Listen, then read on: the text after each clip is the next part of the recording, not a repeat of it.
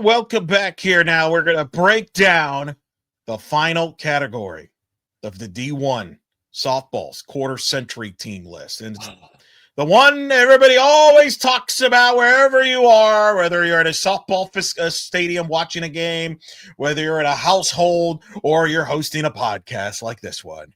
It's the top 25 Power 4 top 25 pitchers this century. We thought we've waited. We purposely, Victor, have dodged this category for a while, but here we are. We're going to bring it up. And this is the list of the list. Now, keep in mind, for those that go to d1softball.com, you can follow the list with us here. Now, there are notable pitchers not on the list. I know some of you have said, for example, where's Jenny Fitch? Where's Danielle Laurie? They are on the correct. They're all on the two-way player list. They're on the two-way list team, all right? So that's the difference. These are pitchers that, for the most part, are pitchers only. Now, there are exceptions. Jordy Ball, I know some might say, well, wait a minute, she's a two-way player. Only for 1 year in Nebraska. So that's why Jordy Ball is in this category. But here's the list. Alicia Hollowell of Arizona helped Arizona the 06 national title. Jordan Taylor of Michigan. Angela Tincher of Virginia Tech. Jordy Ball, aforementioned. Kat Osterman. Carlin Pickens, active player for Tennessee, along with Monica Abbott of Tennessee. Two Vols making it. Chelsea Thomas of Missouri. Katie Burkhardt of Arizona State. Kiera Gore of UCLA. Sheridan Hawkins of Oregon. Dallas Escobedo of Arizona State, who just got inducted recently to the Arizona State Hall of Fame. Kelly Barnhill of the Florida Gators. Dana Sorensen of Stanford.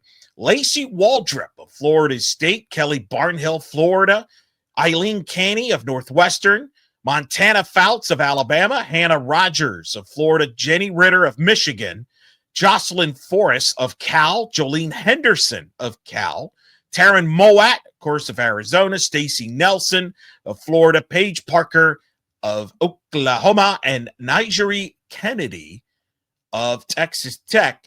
Victor, first, your thoughts. 3 active players, the only active players to make the all-quarter century list on D1 Sup of all the lists, Jordy Ball, Nigeri Kennedy, and Carlin Pickens. Any issues with that, Vic?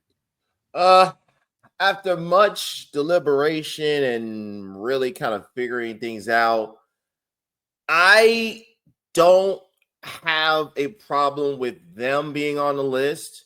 Obviously, Jordy Ball, you account for what she did at a previous stop in Nebraska, Oklahoma, leading them to 2 national championships. Lower Nigeri Kennedy, what she did at her previous stops at Stanford, being National Player of the Year, and Carlin Pickens, who you can make an argument one of the 3 best pitchers in the game right now, setting records left and right in terms of how fast she could go to softball.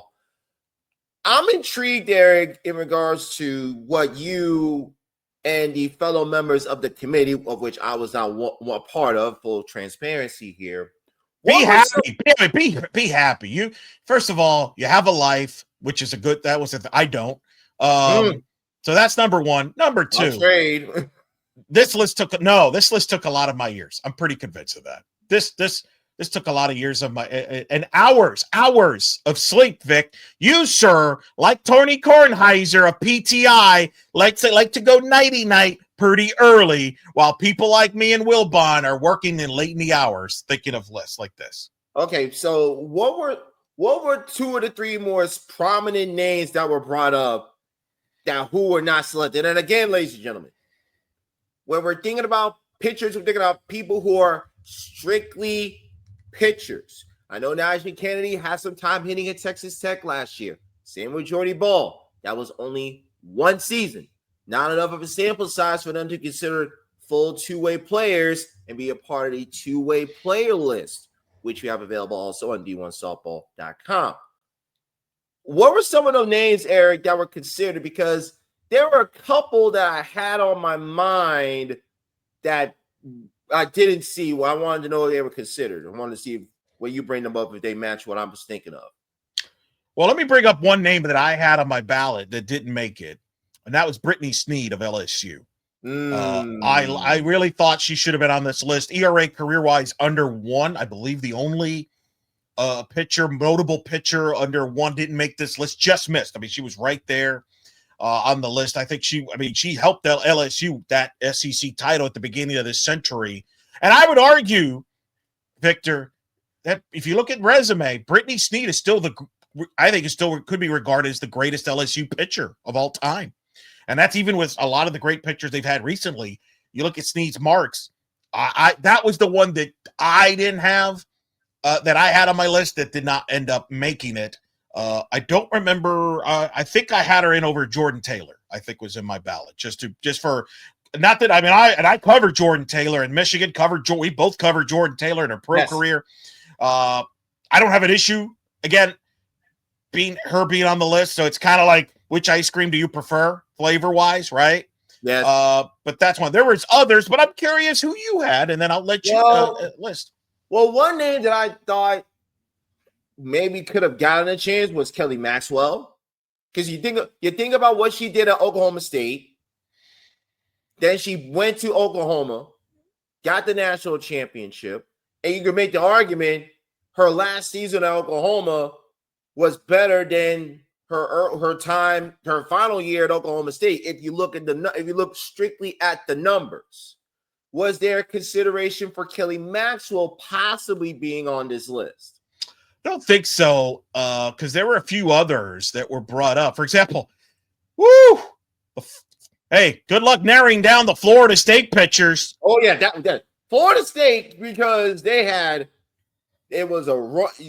Well, think about it. Catherine Sandercock, yes. Consideration, helped FSU to get to a couple champ series. Megan King, who actually helped FSU win the national title in 2018. Those are a couple that were brought up. Waldrep made this list. Vanderlinden made the list in the two-way list for FSU, by the way. So just to how about a Stephanie Brombacher of Florida, who kind of followed Stacey Nelson from a pitching standpoint. There was, so I think that there were some others than the list, but I don't recall. Was Barnhill on the consideration as well? Well, Barnhill made the list. Barnhill made the list. Kelly Barnhill is on the list. So it was difficult. I don't have the rest of it, and I can't speak for others as well as what the thought process in thinking there was. But those are some that popped up. If you give me some other names, I could tell you if it popped in my head from where I remember. But I know that the FSU pitchers, that was a big conversation. Snead was a big conversation. Think about a Nikki Nemitz of Michigan, who was the teammate of Jordan Taylor at one point in Michigan. Was another name that you certainly was a consideration as well. So the point is, folks, it was not an easy. How about Blair Luna, Texas, was brought up. Yes, led Texas to the World Series in 2013. But the FSU stuff was up. Hey, think you could have made a case for other volunteer pitchers there as well. That there was some consideration there as well. So it was. Point is, not easy. Now this is the part where we both hate doing this. Keely Richard, Virginia Tech, by the way. Yeah, I remember took Virginia Tech on the press. Almost did what she almost did what Angela Tincher did. Leave Virginia Tech to the World Series.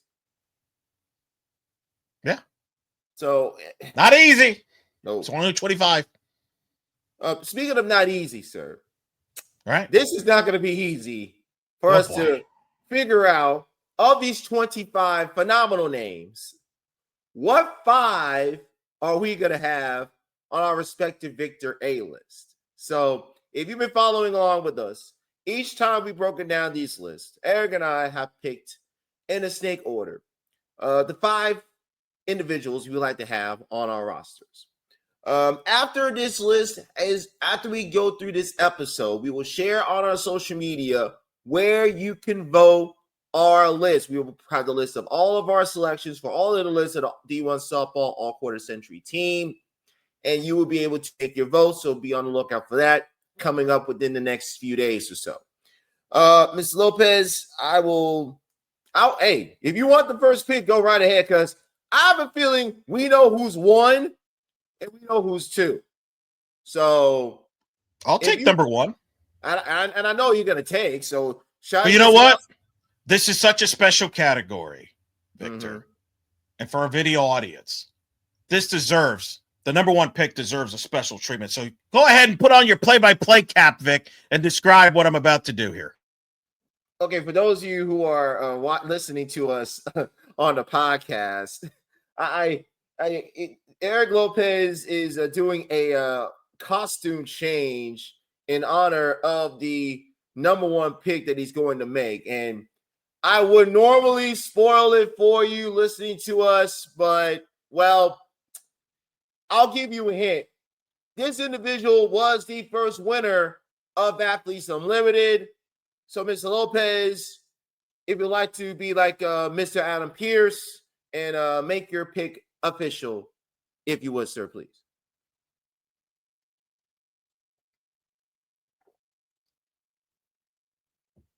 That was the closest thing I could get to a tribute to Lee Corso, ladies and gentlemen. I put on Cat Osterman, my AU Cat Osterman jersey. That is my number one pick. The GOAT, Cat Osterman. I'm not really surprised about that pick. How about the shirt? Do you like that, though? I went to special Lee Corso. Yes, of course. You got to go with the shirt. Jersey. Got to wear the jersey. All right. Go ahead. Top that. Shout out AU Pro Shop, all their latest apparel, especially with the volleyball season finishing up. Shout out to our girls at Savannah College, by the way. Yeah, did sideline this weekend football in Greenville, by the way. Yes. Whenever she has downtime, we are going to get her back on the podcast. You know, I met her a couple weeks back in Orlando.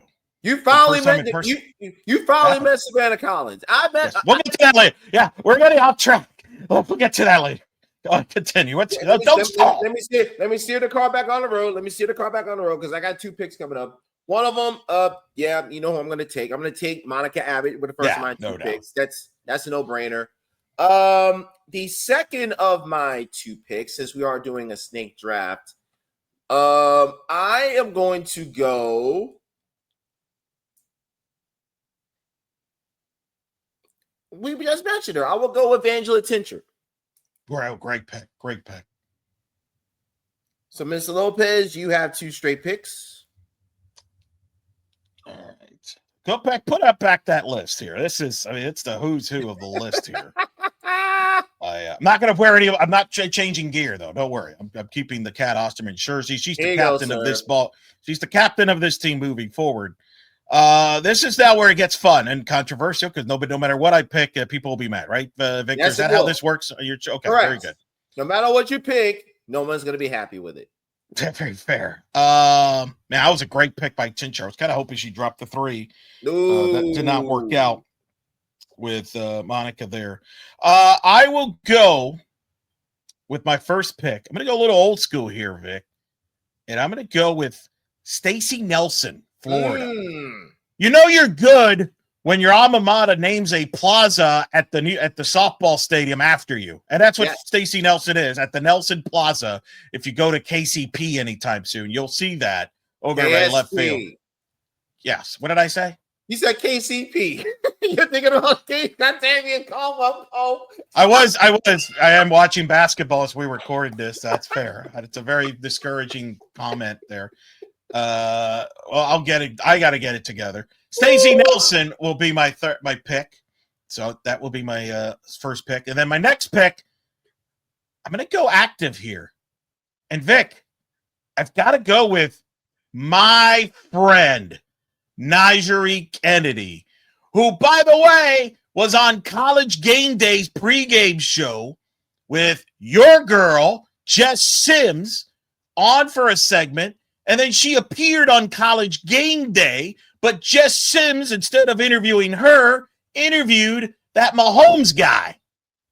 How dare you, Vic? Wait. Not that there's anything wrong with interviewing Patrick Mahomes II, but for the purposes of this show. Hey, Jess Sims got interviews with both of the Texas Tech GOATs. So, hey, she did her job. I appreciate you did your job as well. By the way, folks, go to the In the Circle YouTube page and you'll listen and find Eric's interview with Najee Kennedy after Texas Tech won the Big 12 softball tournament, and you will understand why Eric calls her his BFF. So I now she's doing pretty well. Yeah, so I now will have two picks. Yeah. Oh,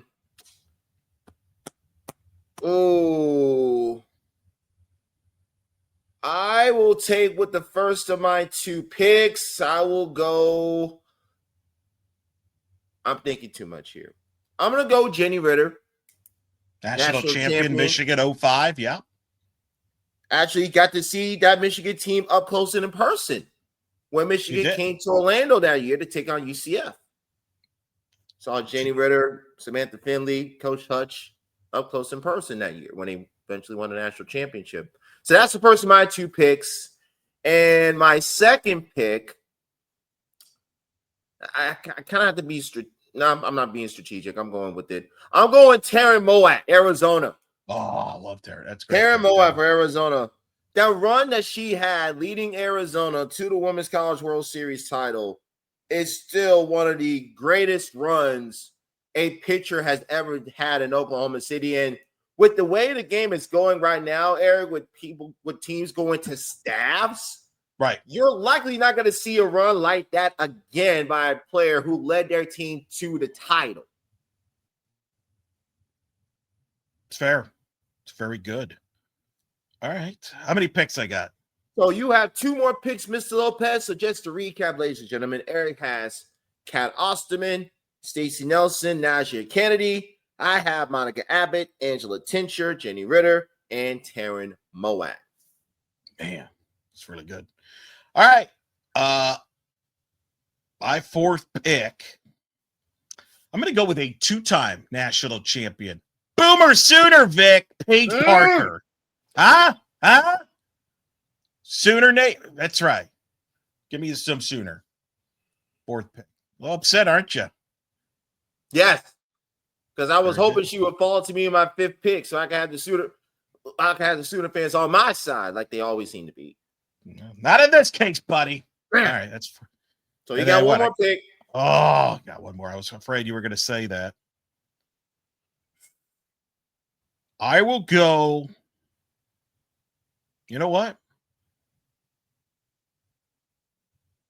I'm going to go with you picked a Vol. I'm going to pick a Vol. I'm going to throw the hard active Carlin Pickens, two-time SEC pitcher of the year. That's right, baby. Let's go. Wow. Huh? So Eric is going with two of the three active players on our all-quarter century team on his roster. Wow. All right, so that leaves me with my last pick.